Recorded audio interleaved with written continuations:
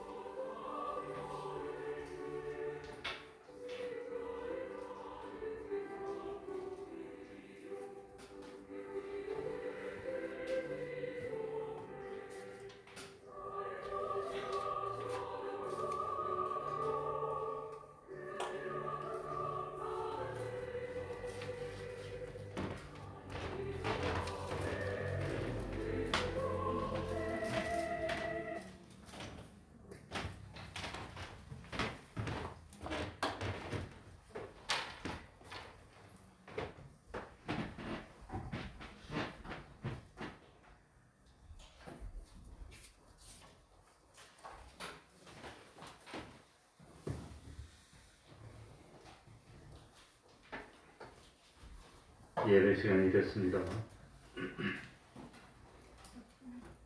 다 같이 묵상 기도드림으로 주일 오전 예배 시작하겠습니다.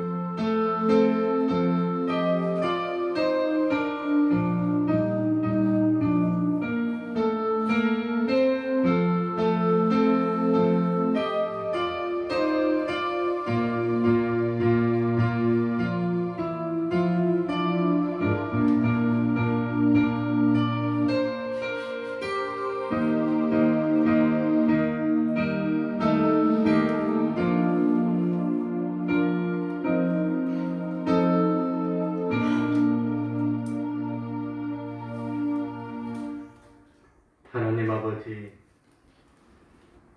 거룩한 주일을 저희들에게 허락하여 주시고 이 시간에도 감동으로 역사하여 주셔서 하나님 앞으로 불러주시고 산제사 드릴 수 있는 저희들이 되게 하여 주셨으니 특별히 감사드립니다. 하나님 아버지, 우리 가정들이 하나님이 거하시는 성전이 되게 하여 주시고 진리가 주장하는 가정이 될 수 있도록 하여 주셔서 모든 가정들이 그리스도 예수의 마음으로 한 마음 한 뜻이 되게 하여 주시고 진실로 사랑이 넘치고 은총이 넘치는 보금자리 되게 하여 주시고 하나님을 믿는 믿음이 참 주님이 오시는 그날까지 부모로부터 자녀에게로 자자손손 이어져서 참 믿음이 이어지는 복된 가정들이 다 될 수 있도록 은혜 베풀어 주옵소서. 하나님 아버지, 우리가 돌아보는 것은 보이는 것이 아니라 참 보이지 않는 것을 가치로 여기고 소망하고 살게 하여 주셨으니 감사드립니다. 세상에 살면서 이런저런 고통을 당하지만 이 모든 어려움들은 유월절적인 환난이고 이 어려움을 통해서 영원하고 복되고 신령한 것을 마련할 수 있는 구원의 길을 열어주셨으니 우리들이 낙심치 않도록 하여 주시고 주님 안에서 강건해질 수 있도록 하여 주옵소서. 우리들의 믿음이 언제나 젖이나 먹는 어린아이의 믿음에서 성장하지 않는 그런 저희들이 되지 않도록 하여 주시고 하루하루 지날 때마다 온전히 그리스도의 장성한 분량이 충만한 데까지 날마다 믿음이 성장하여 참으로 하나님께 기쁨이 되고 우리 하나님께 의의 믿음의 구원의 열매를 내어 놓을 수 있는 저희들이 되게 하여 주옵소서. 세상 어디로 가든지 먼저 하나님을 생각하여서 참으로 빛과 소금의 역할을 할 수 있는 저희들 되게 하여 주시고 이 시간 우리들이 드리는 예배가 하나님이 현명하고 마음껏 축복할 수 있는 참 신령과 진정의 예배될 수 있도록 은혜 베풀어 주옵소서. 주님의 이름으로 모인 곳곳마다 하나님의 은총이 함께하여 주시기를 바라며 예수님 이름으로 기도하옵나이다. 아멘. 다같이 자리에서 일어나셔서 찬송가 96장입니다. 찬송가 96장.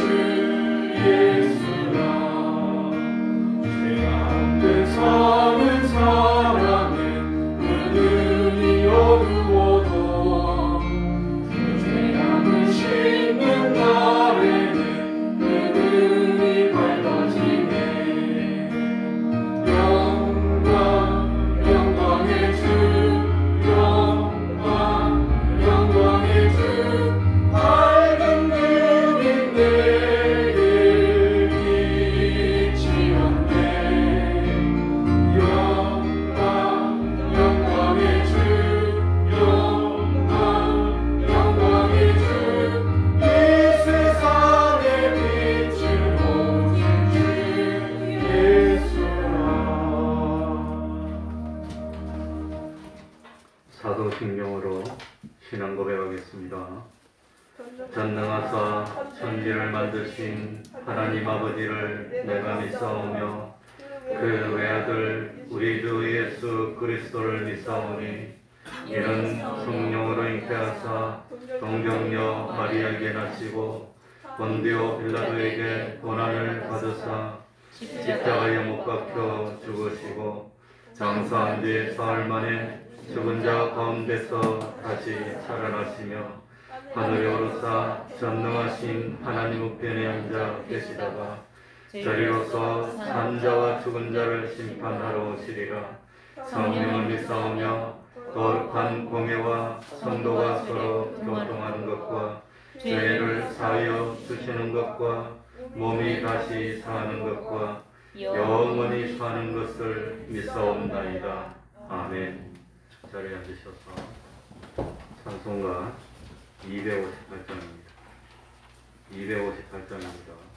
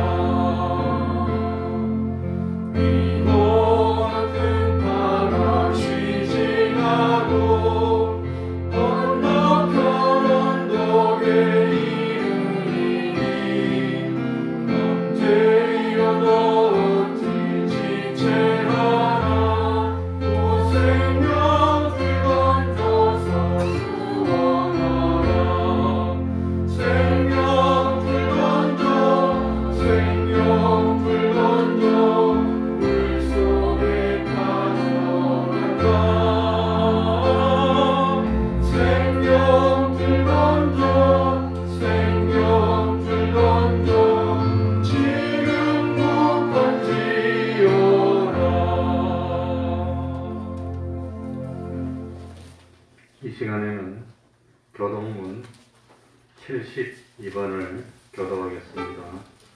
교동문 72번입니다. 좀 늦은 감이 있지만 그래도 5월달이니까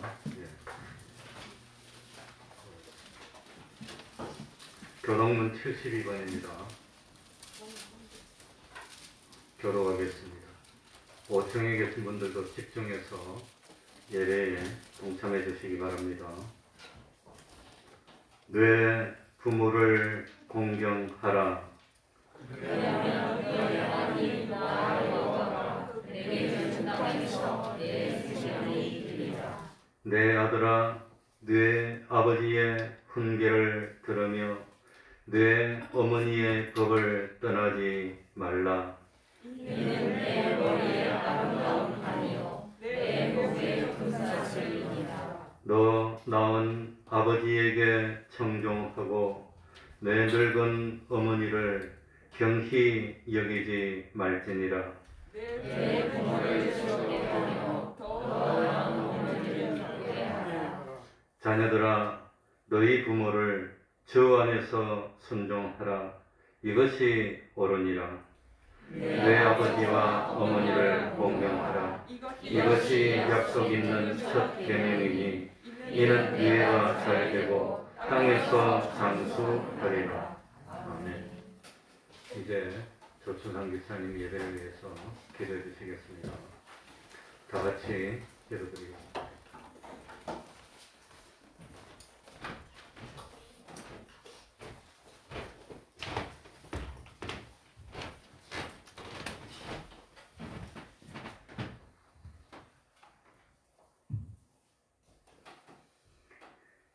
하나님 아버지, 오늘도 하나님께서 저희에게 귀한 예배를 베풀어 주셔서 나 같은 죄인도 하나님 불러주셔서 이 예배를 통하여서 하나님을 찬양할 수 있도록 은총 내려주신 하나님의 사랑에 감사함을 드립니다. 이 자리에 우리를 불러 모아주셨사오니 하나님 뜻하신 바대로 우리에게 은혜의 은혜를 더하여 주시사 이 시간 우리가 이와 같은 자가 되게 하여 주시옵소서. 하나님이 어떠함을 알고 하나님을 경외할 줄 아는 저희들이 되게 하여 주시옵소서. 하나님이 우리에게 베풀어 주신 그 대속의 은혜를 깊이 있거더라 그 은혜에 늘 감사하는 저희들이 되게 하여 주시옵소서.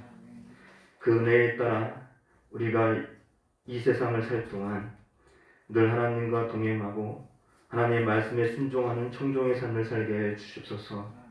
또한 우리가 받은 바 그 은혜를 그냥 두지 아니하고 주님의 말씀에 따라서 주님을 모르는 자들에게, 주님을 모르고 죽어가는 자들에게 이 귀한 은혜를 힘써 전할 수 있는 우리의 삶이 되게 하여 주시옵소서. 어디에 있든 무엇을 하든 누구를 만나든 항상 우리 마음속에 우리 주 예수 그리스도의 십자가의 대속을 품고 그에게 주님의 사랑을 전하기를 힘써 온 힘을 다할 수 있는 저희들 되게 하여 주시옵소서. 우리 세워주신 목사님 강건케 하여 주시사 항상 하나님의 말씀에 순종을 다할 수 있는 믿음의 종으로 세워주시옵시고 또한 이에 속한 모든 가정들 하나님 붙잡아 주시사 모든 가족 구성원들이 다 하나님을 섬기고 경외하고 사랑할 수 있도록 주여 인도하여 주시옵소서. 이 재단에 세워주신 아버지의 구역들과 또 믿음의 기관들 항상 강건케 하여 주시사 힘써 충성케 하여 주시고 비록 작지만 부족하지만 그 믿음만은 하나님 앞에 반석에 바로 설 수 있는 참된 믿음으로 하나님께 순종할 수 있는 모든 은혜의 기관들이 될 수 있도록 주여 힘의 힘을 공급하여 주시옵소서. 여기에 오늘 모인 우리들 주님의 말씀이 선포될 때 아멘으로 가득해 주시고 이 말씀을 일주일 동안 살 동안 우리의 생명같이 붙잡고 그 말씀대로 순종하고 기억하고 주님의 대속을 기념하며 살 수 있는 참 믿음으로 이 시간을 인도하여 주시옵소서. 이 예배 악한 마음이 틈타지 아니하도록 하나님 붙잡아 주시고 끝까지 하나님만 바라보고 하나님 은혜에 집중할 수 있는 저희들 되게 해주시옵소서. 예수님의 이름으로 기도드렸습니다. 아멘.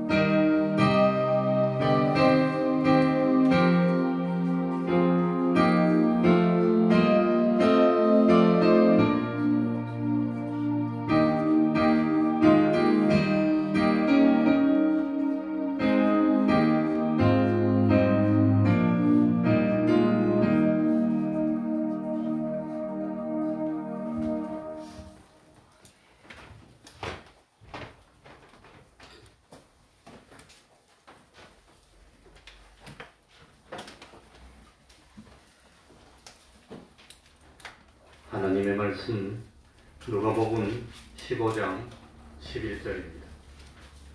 누가복음 15장 11절입니다. 32절까지 좀 길지만 제가 좀 빠른 속도로 읽도록 하겠습니다.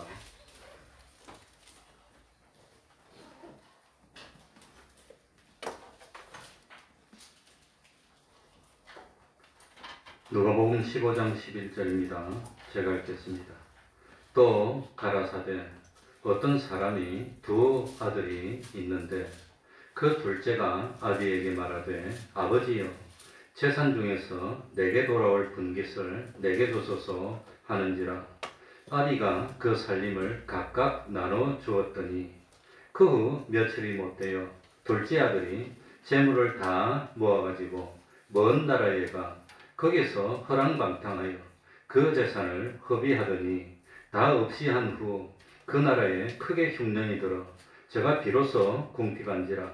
가서 그 나라 백성 중 하나에게 붙여 사니 그가 저를 들로 보내어 돼지를 치게 하였는데 제가 돼지 먹는 쥐염 열매로 배를 채우고자 하되 주는 자가 없는지라.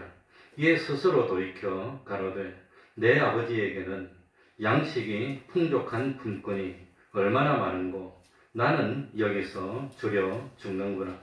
내가 일어나 아버지께 가서 이르기를 아버지여 내가 하늘과 아버지께 죄를 얻었사오니 지금부터는 아버지의 아들이라 일컬음을 감당치 못하겠나이다.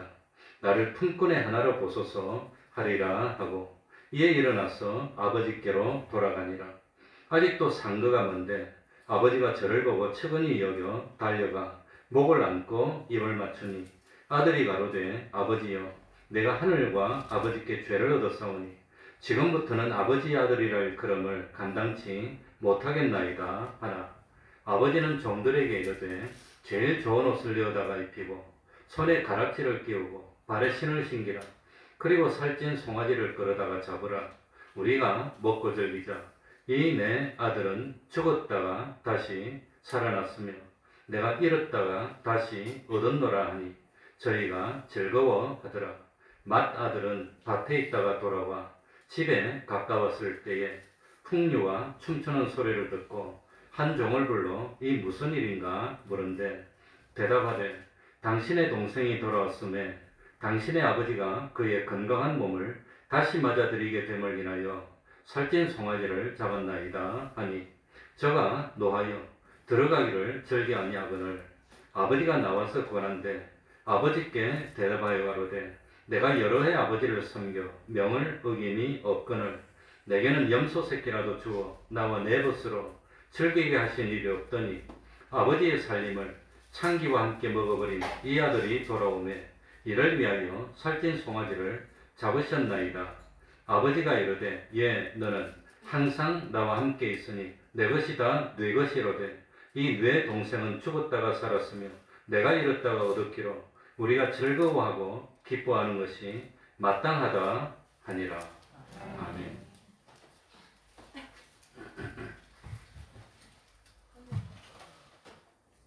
세상에 인간이 세운 단체는 무수히 많습니다. 그러나 하나님이 직접 세운 단체는 두 개입니다. 뭐하고 뭐지요? 하나는 가정이고 또 하나는 교회입니다. 교회는 타락한 인간을 구원하기 위하여 예수님이 피 흘려 몸된 교회를 세우신 것입니다. 가정은 인간이 타락하기 전에 에덴 동산에서 인간의 삶을 복되게 하기 위하여 하나님께서 직접 세운 기관이 가정입니다. 그만큼 가정은 순수하고 하나님의 창조 질서 속에 속하는 것입니다. 가정을 통해서 사랑과 행복의 보금자리를 마련할 수 있어야 됩니다. 특별히 가정은 첫 번째로 마음과 생활의 안식처가 되어야 됩니다. 그래 몸이 좀 피곤하면 어디 가고 싶지요? 빨리 집으로 가서 쉬고 싶습니다. 그래 저도 얼마 전에 같이 공부를 하고 했던 목사님을 한 분 찾아갔는데 저 휴전선 밑에 동경리에 있는 목사님 찾아갔는데 모처럼 한 1, 2년 만에 찾아왔으니까 이야기하다가 피곤하고 이제 오후 2, 3시쯤 돼서 쉴 시간이 됐는데 한숨 쉬고 저녁 먹고 가라길래 안 된다. 나 빨리 집에 가서 쉬어야 된다고. 난 다른 데서 잘 못 쉬니까 집으로 왔어요. 그러니까 안식처가 돼야 됩니다. 그 다음에 가정은 삶의 근거지가 돼야 됩니다. 그리고 가정은 기쁨을 누리고 보람을 누리는 터전이 돼야 된다고 하는 겁니다. 이 가정의 핵심은 아내와 남편으로 이어지는 부부가 가정의 중심이고 자녀는 가정의 열매입니다. 마태복음 18장 1절에 보면은 제자들이 예수님에게 물어봅니다. 예수님, 천국에서는 누가 큰 사람입니까? 물어봤습니다. 예수님과 제자들이 전도 활동을 거의 마무리 지절 무렵 가이사랴 빌립보 지방을 이행한 후 마지막으로 예루살렘에 올라갈 준비를 할 때였습니다. 이때 예수님은 조용히 십자가를 져야 할 준비를 하고 마음의 다짐을 하고 있었습니다.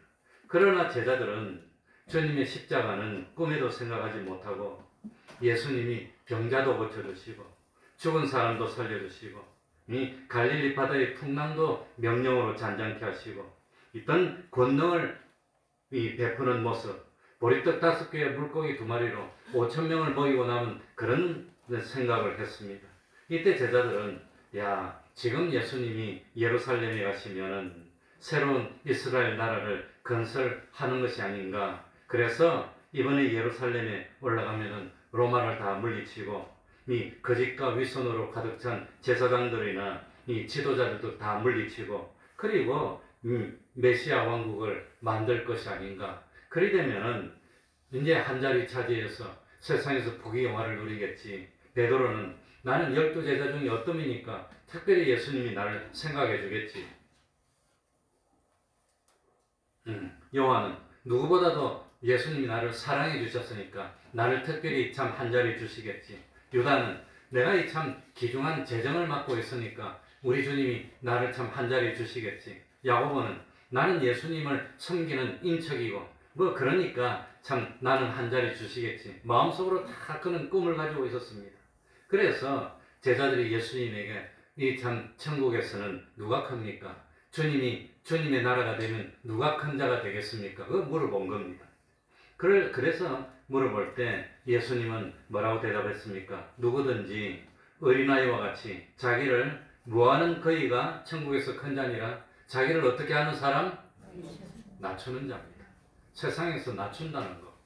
뽐내고 싶어 살고 잘난 맛으로 삽니다. 아무것도 없어도 얼마나 자기 잘난 걸 자랑하려고 하는지 그냥. 이 동무도 저 산꼭대기 가도 외제차 수두룩 해요. 잘난 맛에 삽니다.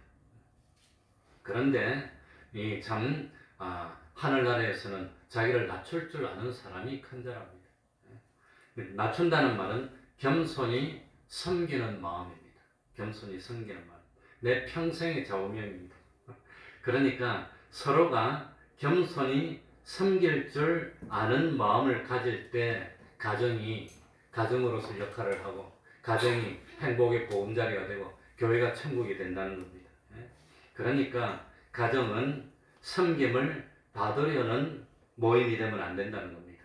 가정이 서로가 서로를 섬기려고 하는 그런 마음을 가질 때 이 가정은 참 사랑으로 넘쳐나고 이 사랑의 향기를 뿜는 그런 천국이 된다고 하는 겁니다.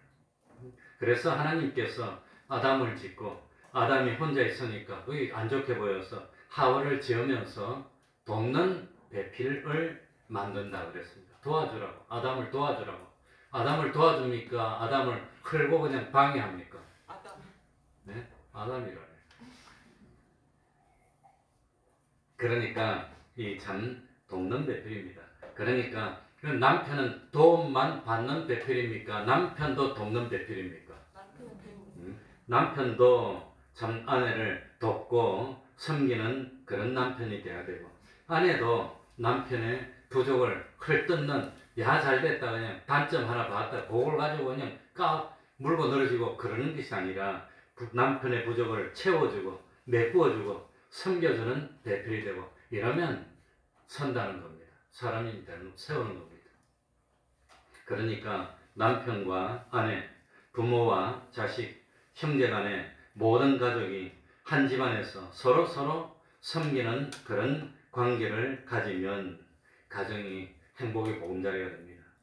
서로 내가 섬김을 받으려고 하면 참 가정은 문제 가정이 되고 마는 겁니다. 날 사랑한다 해놓고 이럴 수 있어? 이제 이래 나오면 너도 날 사랑한다고 해놓고 이럴 수 있어? 이제 그래 되는 거죠. 이제 그러면 그건 참 가정이 지옥이 되고 맙니다. 그러니까 이 참 서로가 서로에게 섬김을 받으려고 하면 지옥이 시작이 되고 서로가 서로에게 섬기려고 하면 천국이 시작이 된다는 겁니다. 그러니까 참 뭔가 문제가 많으면 지금 내가 섬기려고 하고 있는지 아니면 섬김을 받으려고 하고 있는지 그것부터 따져봐야 됩니다. 그래서 참 요즘 이런 거 잘 안 했는데 아내 되는 분에게 드리는 부탁은 할 수 있으면 남편의 입장을 곤란하게 만들지 마시기 바랍니다.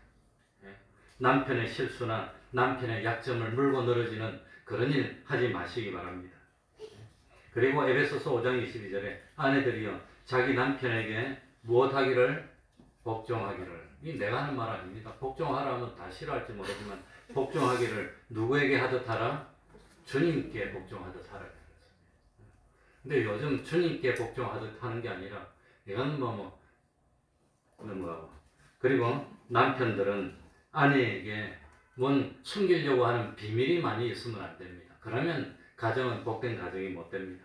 그러니까 참 아내와 남편 사이에 비밀이 많고 자꾸 숨기려고 하면은 그만큼 아내하고 멀어지고 그리고 참 서로 거리감이 생기고 의심하게 되고 그런다고 하는 겁니다.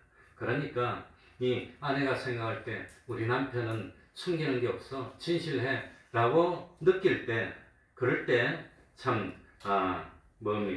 그 참 서로 신뢰하는 그런 사랑의 가정을 만들 수 있습니다. 특별히 남편들은 참 아내를 집안의 하인 대하듯이 대하면 안 됩니다. 아내는 하인이 아니라 자기하고 똑같은 인격체로서 누가 높고 누가 낮고 누가 다스리고 그런 관계가 아니라 서로 의논하고 서로 협력하는 관계지 이거는 누가 높고 낮고 그런 관계가 아닙니다. 그러니까 그렇게 할 때 가정이 복된 가정이 됩니다. 그리고 자녀에 대해서는 어떻게 해야 됩니까? 책에 보니까 자녀를 얕보지 말라고 해놨어요. 부모는 자녀를 좀 얕보고 그러면 자녀들은 부모에게 냉소적인 반응을 보인다 그럽니다. 그러니까 일반적으로 참 자녀들은 부모들이 생각하는 것 이상으로 많이 알고 있답니다. 많이 알고 있으니까 아무것도 모를 줄 알고 그러면 안 된다고 하는 겁니다. 그래서 가만히 생각해보면 이 세상에서 최고로 신기한 게 있다면 그것이 부부의 관계가 아닌가. 생판 이름도 모르고 얼굴도 모르고 성도 모르고 다 모르던 남자와 여자가 만나서 한평생 죽음이 갈라놓을 때까지 함께 같이 산다는 것. 이 얼마나 놀라운 일입니까? 그것처럼 신기한 게 어디 있습니까? 예? 그러니까 참 신기한 것 중에 신기한 것. 세상의 기적 중에 기적이 뭐냐? 한 남자와 한 여자가 만나서 참 한 가정을 이루고 자녀를 낳고 양육하면서 믿음의 가정을 이루고 산다는 것. 이게 그만큼 신기한 겁니다. 그래서 성경이 말하는 결혼이 뭡니까? 결혼은 하나님의 창조 섭리라고 하는 겁니다. 그러니까 창세기 1장 27절 8절을 보면 하나님이 한 남자와 한 여자를 만드시고 그들에게 복을 주시며 그들에게 이르시되 생육하고 번성하며 땅에 충만하라. 요걸 두 글자로 하면 뭐지요? 생육하고 번성하고 땅에 충만한 게 뭡니까? 결혼입니다. 그게. 결혼해야 생육할 거 아닙니까? 번성할 거 아닙니까? 그리고 같이 살아서 자녀들을 결혼시켜야 땅에 충만하게 되고 결혼하라고 하는 겁니다. 그러니까 결혼은 사람이 만든 겁니까? 하나님이 만드신 제도입니까? 하나님이 만드신 제도입니다. 이 세상의 1호 가정은 에덴 동산에서 아담 하와 가정인데 이 아담 하와 가정은 뭐지요? 하나님이 신이 중매해가지고 만들어준 게 가정이라고 하는 겁니다. 뒤에 먼저 열어놓으세요. 더운 모양인데 에어컨 틀기도 그렇고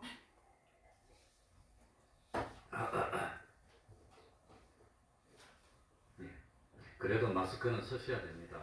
다른 사람에게 피해를 주게 됩니다. 조금 불편하더라도. 그러니 결혼이라는 것은 인간이 만든 제도가 아닙니다. 하나님이 주신 축복입니다. 그래서 사람이 결혼하여 가정을 이루고 자녀를 양육하면서 구원을 이루어 가고 있는 것이 그게 일반적이고 보편적인 것입니다.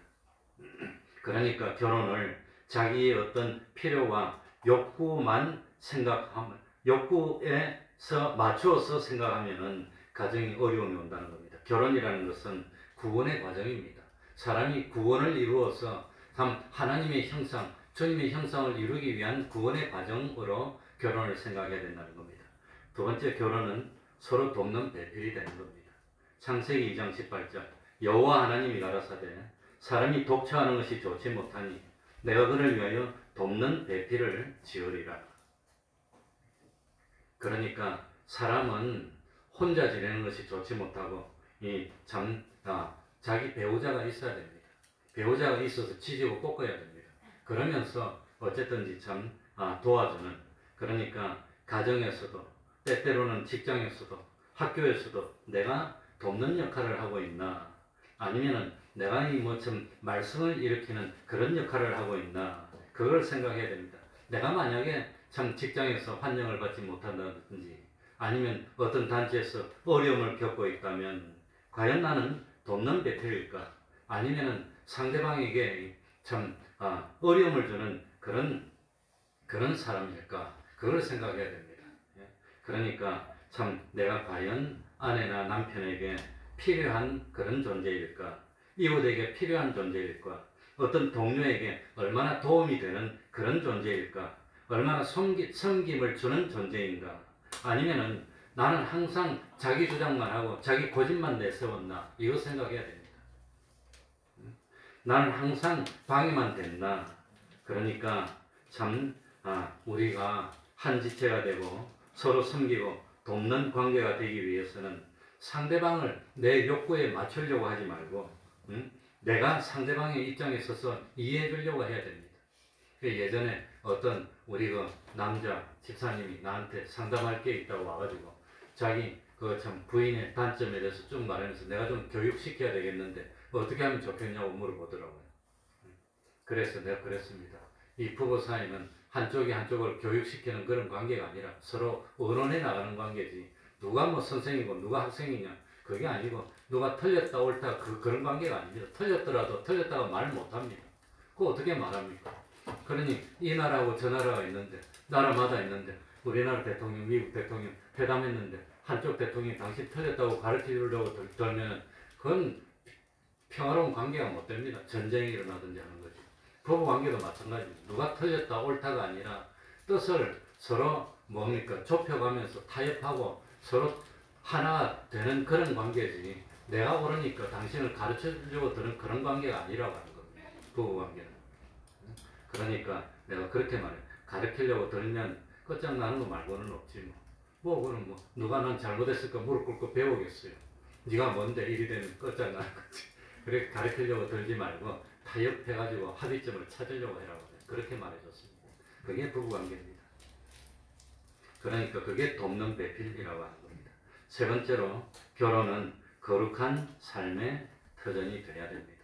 두 부부가 함께 하나님을 경외하는 그런 믿음을 가지고 있을 때 가정은 성전이 되는 겁니다.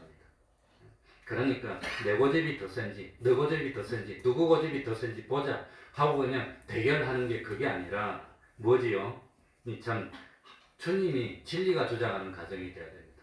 하나님을 경외하는 믿음으로 하나가 되는 그런 가정이 되어야 됩니다. 그래서 가정이 행복하고 부부 사이가 원만하면은 그 사람의 인생은 성공했다고 할 수 있습니다. 가정이 행복하지 못하고 집에 들어가는 것이 또 지옥 같고, 남편이나 아내 얼굴 보면 그냥 소화가 안 돼서 얼굴에 그냥 부르트기가 나고 이런 관계면 아무리 돈을 많이 벌어도 그거는 실패한 인생입니다. 한 번 살고 가는 인생인데, 그렇지 않습니까? 젊음이 되풀이 되지 않는데. 그런데 이거 평생 같이 살아야 될 부부가 얼굴만 봐도 그냥 얼굴만 쳐다봐도 생각해도 얼굴에 트러블이 생기고 이 신경성으로 소화가 안 되고 그런 관계면 그게 뭐 인생의 성공이겠습니까? 아무리 사장이라도 아무리 대통령이라도 집에 들어가는 순간 지지고 뽀뽀고 싸우고 하면 그 행복합니까? 그 지옥이지. 그러니까 인생의 성공의 90% 이상은 부부관계입니다.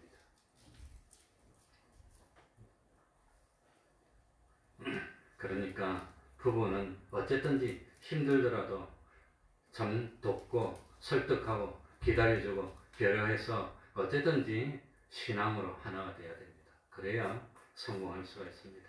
그래서 사도 바울은 고린도전서 13장 사랑장에서 이 가정이 참 잘되기 위해서 부부가 잘되기 위해서는 세 가지가 있어야 됩니다.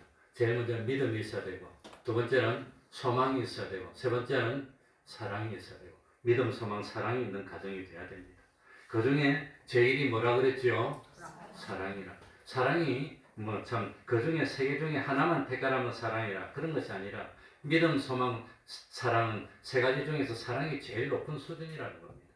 그러니까 제일 먼저 믿음이 있어야 되고, 믿음이 있으면 하나님을 믿는 믿음이 있으면 소망이 생기는 겁니다. 소망이 생기고, 그리고 참 그 소망이 있으면 사랑의 사람이 되는 겁니다. 믿는다는 것은 상대방에게 자기 맡기는 겁니다. 맡기는 겁니다.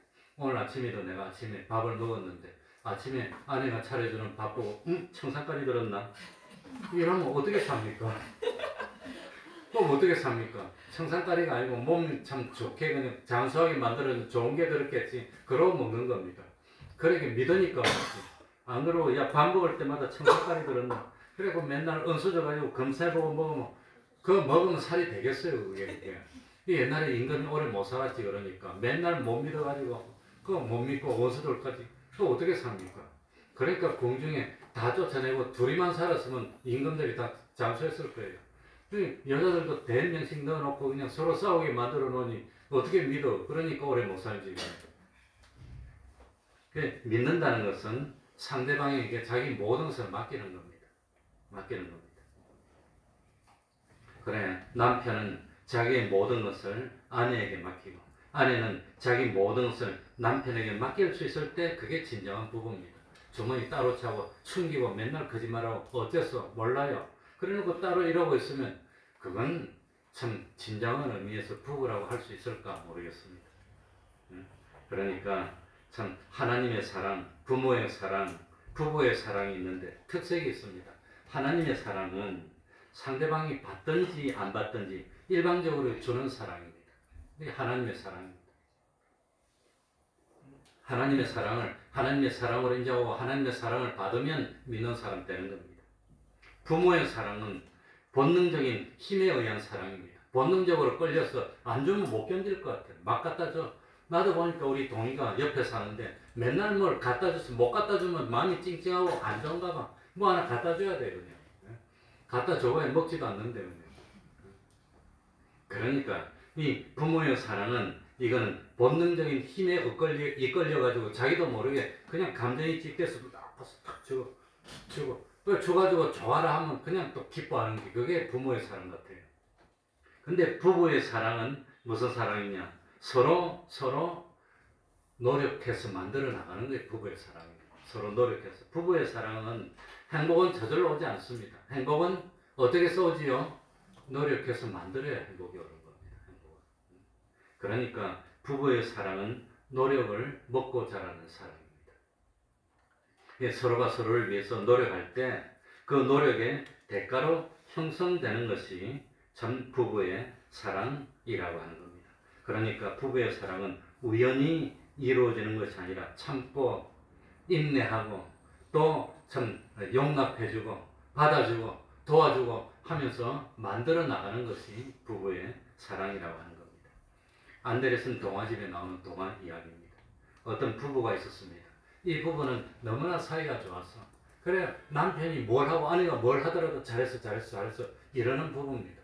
그런데 어느 날 이 참 노부부인데 어느 날 집에서 말을 기르고 있는데 말을 다른 것으로 좀 바꾸기로 했습니다. 그래서 할머니는 집에서 기다리고 당신이 가서 바꿔왔어. 알았어, 내가 바꿔올게요. 이 할아버지가 말을 가지고 가다가 다른 사람이 이 젖소를 가지고 젖을 짜는 거 보니까 야 우리 말 이거 젖도 안 나오는데 젖 짜는 거 갖고 바꿔왔으면 좋겠다 해서 말하고 바꿉시다 이렇게 바꿔서 이게 젖소로 바꿔가지고 야 이제 우유 뭐 많이 먹게 생겼다 했는데 가만히 보니까 우리 할망구가 이 젖소 잘 관리도 잘못하고 젖소가 너무너무 크니까 이거 잘 키우기도 힘들고 이왕이면 뭐 참 이 젖이 많이 나오는 순한 양하고 바꿨으면 좋겠다 해서 그래서 젖이 나는 양하고 바꿨어요. 소를 양하고. 그래가지고 이거는 우리 참 할머니 다루기도 쉽고 그러니까 괜찮겠거니 하다 오다 보니까 어떤 닭이가 알을 딱 놓는 거 보니까 따뜻한 알, 야, 이 우유보다도 참 양유보다도 달걀을 매일 먹는 게 낫지 않나. 그래서 닭하고 바꿨답니다. 닭하고 바꿨는데 하루가 다 가서 어디 여관에 들어가게 됐습니다. 여관에 들어가서 하루 저녁을 자려고 닭을 가지고 딱 자려고 보니까 그 여관 주인이 사과를 가져와서 먹은 사과 그 조금 더 기스나고 조금 상한 사과를 한 자루 가져와서 사과를 깎아 먹어보라고 주는데 사과가 그렇게 맛있더랍니다. 우리 할머니 평소에 사과를 좋아했는데 닭하고 사과 한 자루하고 썩은 사과 한 자루로 바꾸자고 그래서 사과 한 자루로 바꿨답니다. 그래가지고 바꿔가지고 했더니 그 이야기가 동네 나가지고 그 동네에 있는 귀족이 그 이야기를 듣고 불러가지고 당신 왜 이리 어리석냐고 소가 그냥 사과 썩은 사료 한 자루가 됐냐고 집에 들어가면 당신 쫓겨날 거라고 그랬더니 우리 할머니는 내가 이 가져오면 잘했다고 그럴 거라고 그래가지고 서로 다투다가 내기를 했습니다. 할머니 잘했다고 하면 자기가 그 말을 한 자루 주고 못했다 그러면 자기가 뭐 어떻게 하겠다 그랬는데 그런데 집에 들어가서 여보 할머니 이 가족 당신이 좋아하는 사과하고 바꿔서 그랬더니 잘했어 그랬다는 거예요. 그게 행복한 부부랍니다. 뭘 좀 하더라도 이왕 바꾼 걸 어쩔 거예요. 물어올 거예요. 어쩔 거예요. 잘해서 해주면은 행복한 부부 된다는 겁니다. 그래가지고 이 귀족이 감동해가지고 뭡니까? 금화를 한 자루 줘서 소를 몇 개 살 돈을 받았다는 겁니다. 안데르슨 동화입니다. 이게 행복한 부부라고 하는 겁니다. 그런데 이제 본론입니다. 오늘 봉독한 본문에는 행복을 상실한 가정의 이야기가 나옵니다. 참 이 탕자의 이야기입니다. 이 탕자는 결국 아버지의 사랑으로 잃어버렸던 행복을 되찾게 됐다는 내용입니다. 그래서 13절에 보면은 뭐라고 나오지요? 방탕이 나옵니다. 그래서 참 허랑방탕에서 탕자라는 이야기가 나오게 됐습니다. 원래 허랑방탕의 헬라어의 뜻이 뭐냐? 중심을 잃었다는 뜻이랍니다. 이 중심을 잃고 사는 사람이 탕자라는 겁니다. 중심을 딱 잡고 살아야 되는데 중심을 잃어버리고 살았어요. 이게 탕자입니다. 그래서 이 13절에 보면 분명히 둘째 아들 보고 허랑방탕하다 그랬으니까 둘째 아들이 허랑방탕한 탕자였습니다. 이 부잣집의 둘째 아들인 탕자는 아버지에게 두 가지를 요구합니다. 첫 번째는 자기 목의 재산을 미리 달라는 거예요. 달라는 겁니다. 그러니까 이 둘째 아들이 허랑방탕하고 탕자가 된 이유는 지가 노력해서 벌어야 될 텐데 지가 벌 생각 안 하고 아버지 거 받아서 그거 가지고 잘 살아보겠다는 겁니다. 그게 탕자라는 뜻입니다. 그게 탕자입니다. 그러니 자기가 벌어서 살아야 되는데 자기가 벌려고 하니까 힘들고 어렵고 일하기는 싫고 돈 벌려니까 돈을 잘 못 벌겠고 그러니까 어쨌습니까? 참 아버지 거 내 목을 달라고 그래 부모들이 돈이 별로 없으면 몰라도 돈이 많으면 부모 자식 간에 싸웁니다. 네 여러 번 봤습니다. 아버지한테 와서 맨날 내놓으라고 안 내놓으면 싸우고 대들고 심한 경우는 폭력도 쓰고 내놓으라고 합니다. 돈 너무 많이 벌지 마시기 바랍니다. 너무 많이 벌면 자식들이 난주 와가지고 돈 내놓으라고 합니다. 막 싸웁니다. 대판 싸웁니다. 그래 우리 어릴 때는 뭐 하는 게 꿈이었냐면 목욕탕 하는 게 꿈이었어요. 내가 어릴 때는 60년대만 하더라도 목욕탕 하면 돈 많이 벌었어요. 동네 제일 잘 산 집 목욕탕 집입니다. 내 친구 집에 그 옛날에 우리 동네에서 제일 큰 목욕탕을 했는데 나중에 내가 가서 물어보니까 목욕탕 팔아가지고 아버지하고 두 아들하고 서로 딱 앉아서 합의해가지고 3분의 1씩 딱 나눴다고 그러더라고요. 안 줬다 그러면 명대로 못 쓰라고요. 아버지 보고 내놓으라는 게 그게 하나고 두 번째 요구가 뭐냐? 두 번째 요구는 외국에 나가서 내가 마음대로 살 테니까 간섭하지 말라는 겁니다. 돈 받았으니까 이제 아버지 떠나서 내 마음대로 살겠다고 하는 겁니다. 그게 두 번째 요구였습니다. 그러니까 사람이 심리적으로 참 성공의 쾌감을 느끼는 경우가 두 가지랍니다. 하나는 소유의 욕망이 충족되었을 때 쾌감을 느낀답니다. 많이 벌었을 때 소유의 욕망이 충족됐을 때. 어쨌든지 뭐 소유를 많이 가져왔든지 뭐 어떤 뭐 학벌을 뭐 아무튼 박사학위를 땄다든지 그럴 때 참 행복의 쾌감을 느끼고 두 번째는 뭘 것 같습니까? 두 번째는 첫 번째는 어떤 소유의 욕망이 충족되면 성공의 쾌감을 느끼고 두 번째는 창조적인 욕구의 만족입니다. 성취감을 통해 뭔가 이루어내었을 때 그때 이제 참 행복감을 느끼는 겁니다. 그러니까 콜럼버스가 아메리카 대륙을 발견했습니다. 그래가지고 지금도 뭡니까? 아무튼 뭐 그 아메리카 대륙이 이렇게 됐습니다. 그런데 콜럼버스가 아메리카 대륙을 발견해가지고 뭐 돈을 벌었냐? 그거 없어요. 그냥 발견한 것밖에 없어. 그전에는 아메리카 대륙이 있는지도 몰랐어요. 그런데 콜럼버스가 배 타고 가서 아메리카 대륙을 발견했어. 그래가지고 지금도 그 참 뭡니까? 콜럼버스라고 하면은 참 대륙을 발견한 사람 이렇게 성취감입니다. 내가 이 발견했어. 성취감입니다. 그리고 뭡니까? 우리가 다 아는 에디슨이 전구를 발견했습니다. 백열등을 발견했는데 에디슨이 백열등을 발견해가지고 억만장자가 된 건 아니지만 에디슨 때문에 에디슨이 전기를 발견하고 그것 때문에 이 세상이 얼마나 좋아지고 살기가 좋게 됐습니까? 그러니까 에디슨은 그런 성취감, 자기가 이 전구를 발견해서 그전에는 깜깜한 세상에 살았는데 불을 환하게 켜고 밤에도 대낮 같은 세상을 만들었다고 하는 겁니다. 그런데 이 두 가지 중에서 어떤 성취감을 통해서 만족을 이루는 것 그건 좀 괜찮지만 어떤 소유의 개념에서 성공에 초점을 맞추고 사는 사람은 결과에만 집착하는 거예요. 수단 방법을 안 가리고 무조건 많이 가지려고 하는 겁니다. 그런데 하나님은 뭘 요구하느냐? 이 결과 우리가 하늘나라 가기까지 이 지금 세상에서 그 참 성공을 이루기까지 가는 과정 그 과정에 둘이 부부가 힘을 합해서 땀을 흘리고 노력하면서 그 과정에서 기쁨을 누리라는 겁니다. 오늘도 힘들지만 열심히 노력해가지고 그냥 뭐 하루 열심히 노력했더니 그냥 뭐 오늘도 좀 벌었고 잘 살고 이 한 달도 열심히 노력했더니 그 성공으로 가는 과정에 서로 힘들고 어렵고 낙심이 되지만 부부가 힘을 합하고 서로 위하고 도우면서 이겨나가는 그 과정에서 행복을 누리라고 하는 겁니다. 그러니까 과정이 중요하다고 하는 건데 그런데 소유욕만 참 생각하는 사람은 과정이 다 필요 없어. 과정은 어쨌든지 무조건 내놓으면 되는 겁니다. 그러면 탕자가 되는 겁니다. 그래서 사람들이 죄를 짓게 되고 나쁜 짓을 하게 되고 그런다고 하는 겁니다. 그러니까 둘째 아들이 왜 탕자가 됐느냐? 성실한 과정은 싫어. 과정은 다 싫어. 무조건 내놓으라는 겁니다. 구원도 마찬가지입니다. 매일매일 땀 흘려서 이 불교에서 말하는 것처럼 하루아침에 도를 통해 가지고 성불하는 그건 기독교에 없습니다. 이 기독교의 구원은 뭡니까? 먼 길을 가면서 하나씩 이루어가는 겁니다. 이 기독교의 구원은 한순간에 도가 통해 가지고 완전히 해탈하는 그런 종교가 아닙니다. 기독교는 매일 고통을 통하고 매일 자기를 부인하고 매일 십자가를 지면서 하나씩 이루어 나가는 것이 기독교의 구원입니다. 그리고 이 둘째 아들이 탕자가 된 것은 아버지로부터 재산을 받았는데 그 재산 가지고 오로지 자기 욕구만 충족시키려고 했다는 겁니다. 아버지도 생각할지 모르고 이것도 생각할지 모르고 오로지 자기만 위해서. 그래서 이 둘째 아들은 물질의 중심을 잃어버린 탕자가 된 겁니다. 중심을 잃어버린 것. 그런데 이 둘째 아들은 회개하고 돌이켜서 자기의 위치를 찾았고 아버지와의 관계를 회복했습니다. 관계를 회복하는 게 그게 제일 큰 겁니다. 하나님과 관계를 회복하는 게 그게 제일 큰. 아버지하고 관계를 회복하고 행복을 찾아서 탕자였는데 돌아왔습니다. 그런데 문제는 첫째 아들입니다. 첫째 아들은 참 정신적인 탕자였다고 하는 겁니다.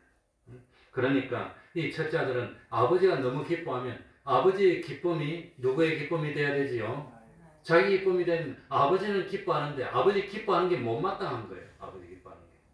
둘째 아들, 큰아들은.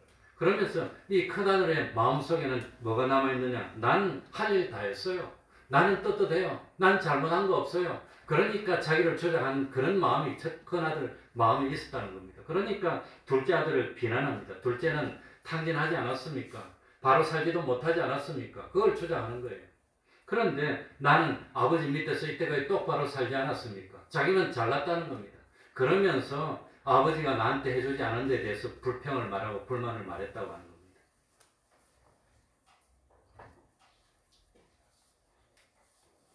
그래서 평생 아버지를 떠난 적도 없고 둘째 아들처럼 아버지에게 내 거 내놔라고 한 적도 없었지만 아버지하고 한 번도 마음이 같았던 적이 없던 그 큰아들이 알고 보니까 진짜로 탄거였고 끝까지 돌이키지 못했다고 하는 겁니다. 이제 마치겠습니다.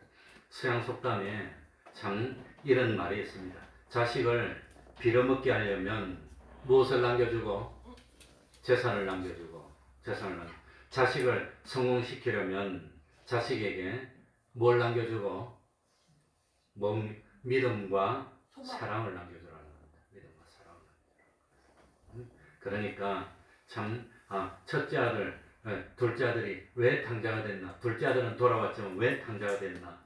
근본 원인은 하나님과 바른 관계를 맺지 못했어요. 예수 그리스도 참 주님만이 하나님과 우리를 이 바로 연결시켜 준다고 하는 겁니다. 그러니까 어쨌든지 자기를 주장하려고 그러지 말고 자기 욕심을 앞세우지 말고 섬기는 삶을 살려고 했다면 탕자가 되지 않았고 가정은 행복으로 넘쳤을 것입니다. 그러니까 주님을 중심으로 아내와 남편이 부모와 자식이 형제와 이웃이 서로 하나가 되고 그리고 서로 섬기는 그런 관계를 맺을 때 서로 섬기려고 할 때 교만하지 않고 시기하지 않고 섬기려고 할 때 그 가정의 행복은 없어지지 않고 참 하나님이 기뻐하시고 기적과 축복이 함께하는 사랑의 가정이 될 줄 압니다. 이 말씀을 생각하면서 통성으로 기도합니다.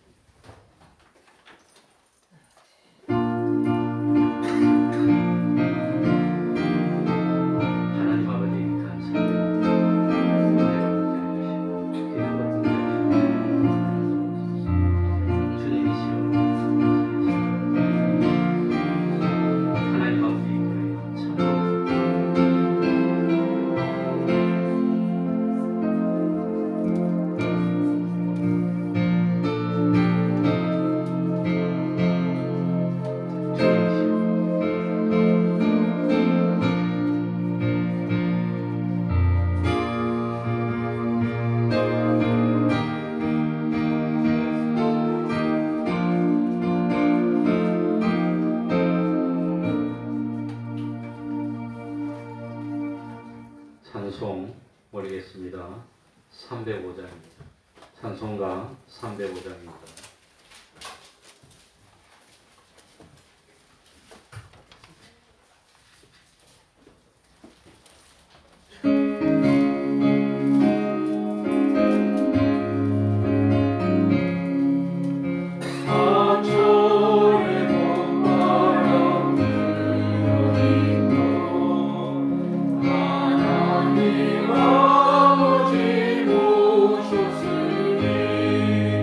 이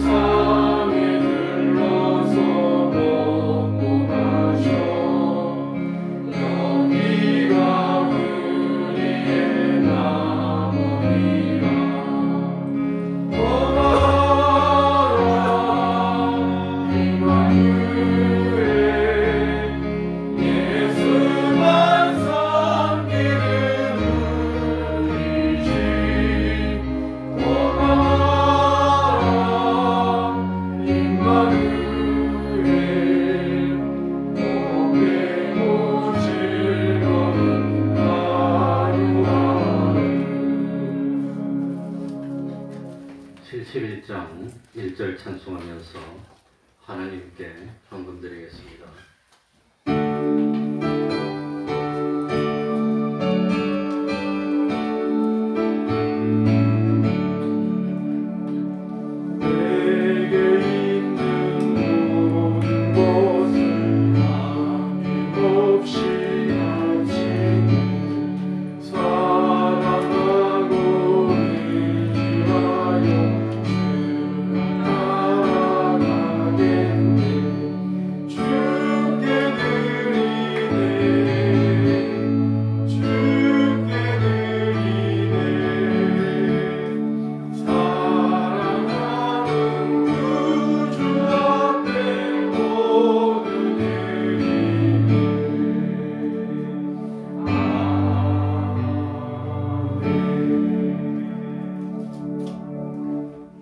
우리의 마음을 아시는 주님, 이기게 하시고 말씀에 순종케 하시니 감사를 드립니다.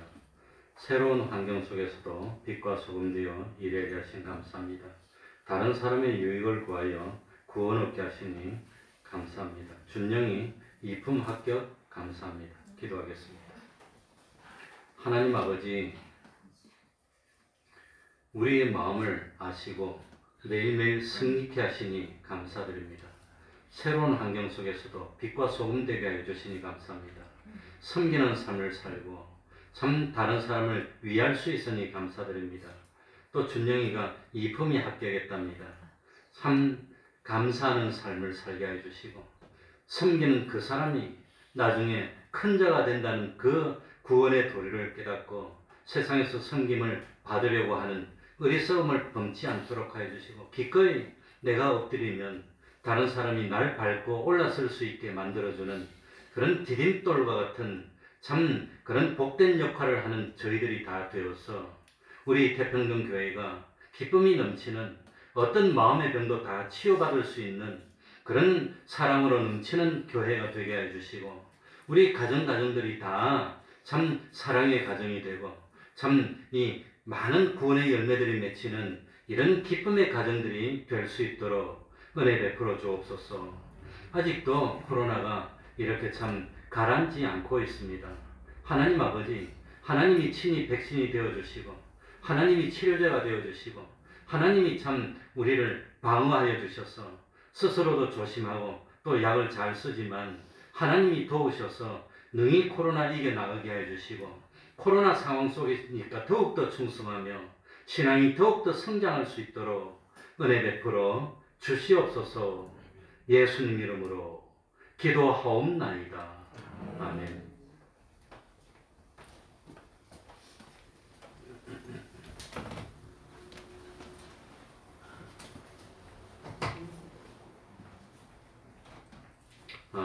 매일 30분 기도, 성경 읽기, 전도하기, 가정예배를 생활합시다. 안내당번은 새로운 사람의 전화번호를 확인 후에 예배당에 입장하시도록 해야 됩니다. 그리고 특별히 커피나 음료 같은 걸 한 사람이 타서 돌리는 행위는 금지되어 있습니다. 마스크를 쓰는 이유는 이 비말이나 공기종으로 감염되는 걸 막기 위해서고 이 손 소독하는 이유는 대부분의 경우 이 손을 통해서 감염이 됩니다. 근데 한 사람이 커피나 이 음료수나 물 같은 거 타서 돌리면 자기 손에 있는 걸 다 감염시키게 됩니다. 그러니까 음료수 같은 걸 혹시라도 다른 사람을 위해서 성기라 그러니까 서비스 한다고 타주고 커피 같은 거 타주고 돌리고 하면 안 됩니다. 꼭 뭐 드시고 싶은 사람은 물은 안 먹으면 안 되니까 음료수를 자기 손으로 뭐 먹는 그런 경우는 모르지만 사실 음료수도 주는 것이 금지되어 있습니다. 그러니까 커피 같은 거 타주지 말고 혹시 타서 주면 받지 마시기 바랍니다. 받지 말고. 그러니까 우리 태평동에서 제일 나쁜 사람, 못된 사람 목사예요. 뭐 하는 거 하지 말라고 야단치는 거 다른 사람이 다 좋아를 해. 그거 보면 안 되는데. 그러니까 할 수 없이 목사는 나쁜 사람 될 수밖에 없어. 태평동에서. 태평동에 우리 성도님 다 점잖은 분들이고 목사는 나쁜 사람이야. 뭐든지 못하게 하고 뭐라고 야단치고. 그러니까 목사 좀 착한 사람 만들어 주시기 바랍니다. 그리고 저 뒤에 들어오실 때 방명록을 기록하고 오는데 어떤 사람이 방명록에 적힌 전화번호를 보고 집에 가서 전화를 하고 이런 일이 일어났습니다. 최고로 있어서는 안 되는 일입니다. 그러니까 방명록을 자기 것만 기록하게 만들어야지 남의 걸 못 보도록 해야 됩니다. 혹시라도 저거 남들이 적어가서 다른데 혹시 활용하고 그러면 안 됩니다. 나도 핸드폰으로 어젠가 그제 아빠나 동이야 폰이 고장나서 다른 사람 폰 빌려서 하고 있으니까 빨리 문자 좀 줘. 그게 왔더라고요. 그러니까 우리 동이 이름도 알고 아빠도 알고 동이 번호도 알고 내 번호도 다 알고 관계도 알고 있는 거예요. 그게 뭐 보면 알겠습니까? 어쨌든지 우리가 그런 거 그 참 교회를 통해서 정보가 나가면 안 되니까 뒤에 있는 거 감동해서 다른 사람이 와서 보면은 남의 거 못 보게 하고 사진도 못 찍게 하고 자기 것만 딱 찍게 하고 그렇게 해야 됩니다. 그런 일이 불상사가 일어날 수가 있으니까. 예. 그러니까 서로 우리가 조심해야 됩니다.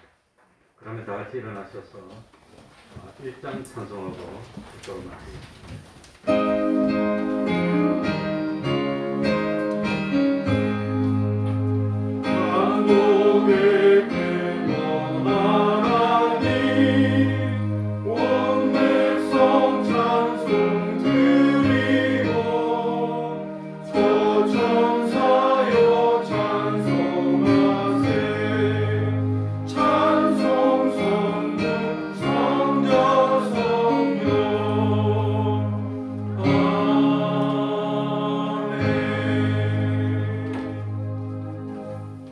우리 주 예수 그리스도의 은혜와 하나님 아버지의 사랑하심과 성령님의 교통하심이 항상 함께하기를 축원하옵나이다. 아멘.